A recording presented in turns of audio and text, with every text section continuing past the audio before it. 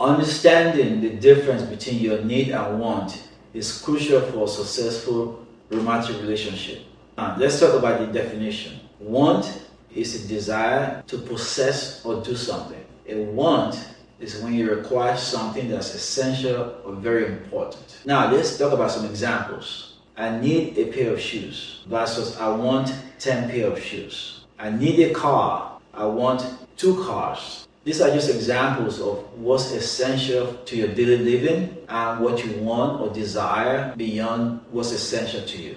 How does this apply in your romantic relationship? Let's talk about that. When it comes to relationship, it's not unusual for someone to say, I want a potential partner to have this, that, and this. But let's stop for a second. We should think differently. We should think about what we need in a partner, not what we want in a partner. Because what we need in a partner should be essential in our relationship, not what we want. And once you understand that difference, it becomes a little clear how to choose the right partner and how to have a successful relationship with someone else. Now, in terms of what we want or what we need, we already clarified that. We need to look at what we need in a partner. By the same token, what do we bring to the table? The potential person that we want to partner with also needs something from us. Now, we need to understand what we bring to the table. So when we meet someone, we have a need that must be fulfilled. And that individual also has a need that must be fulfilled. If both of us focus on the need, then we are both closer to being in a successful relationship. Now, we need to be honest with ourselves in terms of what the needs are and what the wants are. Sometimes we're not honest with ourselves. And if you're not honest with yourself, then you're not going to have a good relationship with anyone. An example would be when you see someone and you say, I want that person to have a car. I want that person to have a house. I want that person to be rich. I want that person to support me or some sort. But the question is, what do you bring to the table? What do you have to offer that person? So I think that we need to think very seriously and realize it's not about the want. You want someone to be your partner. You want someone you can talk to. You want someone that can have the same energy as you. Someone who likes to do the same thing that you do. Those are needs. Those are different from those other things that you want.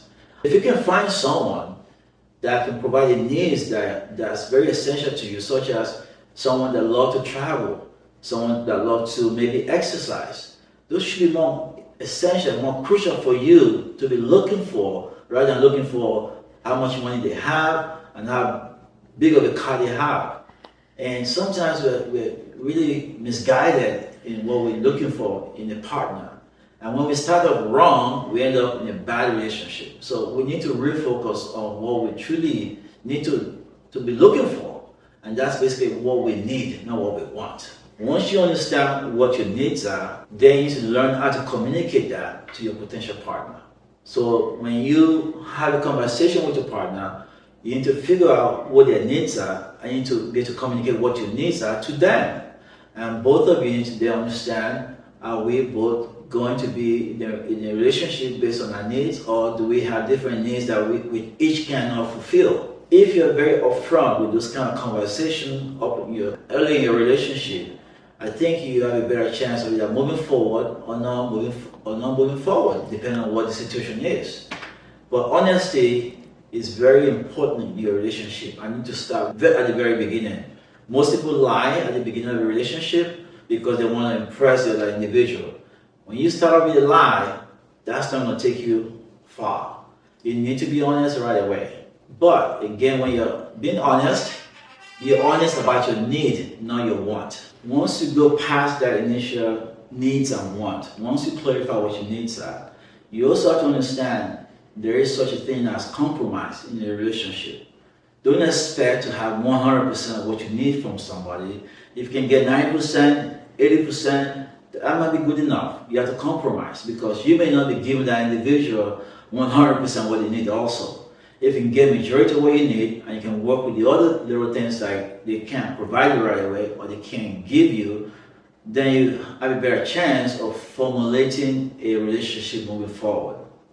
And if you can get 100% what you need, great. But don't always looking for perfection. There is no perfection. A relationship is something you can build upon. As long as you have most of what you need as a start, the rest should be easy. Once you get into that relationship, there are a couple of things that's very important to move the relationship forward.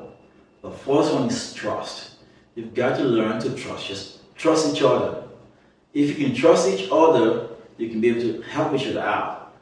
There is no team without a trust. You've got to trust each other, because if you can depend on your partner and your partner can depend on you, you can go a long way. With that same spirit of trust, you have to remember, you have to support each other's dream.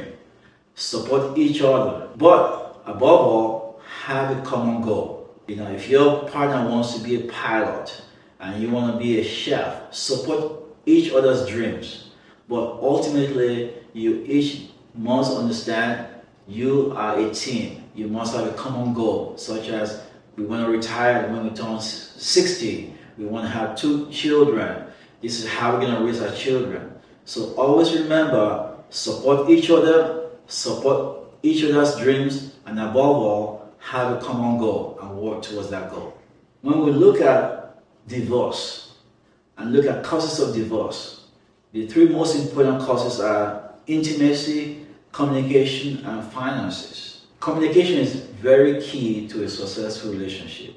Always spend time, maybe every 2 months, maybe every 4 months, to get together and talk about what's happened in the last couple of months, what you can do better, what you've done to make each other happy, and what you need to do to make each other better.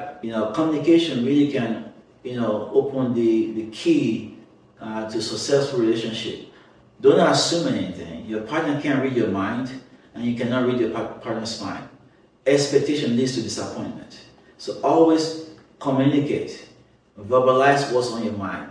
If your partner did not take the grocery, help with the grocery, let them know, I would like for you to help me with the groceries. Maybe they have a reason for not helping you that day. But communication is very key. Don't hold anything inside. When you hold things inside, it just builds up to bigger issues. Always remember to communicate very frequently and efficiently. And one more thing, a successful relationship really requires both of you in a relationship to practice these skills, to educate yourself on these skills, and see how both of you can work together to become a better unit. So it's almost like a sports team. You have several members in that team, but every player on that team must work together and put their effort into the team to make that team a championship ring. If you like these tips on how to have a successful relationship, share this information with your single friends, your divorced friends, or even yourself. Even if you're already in a relationship, you can still use these skills to improve your relationship.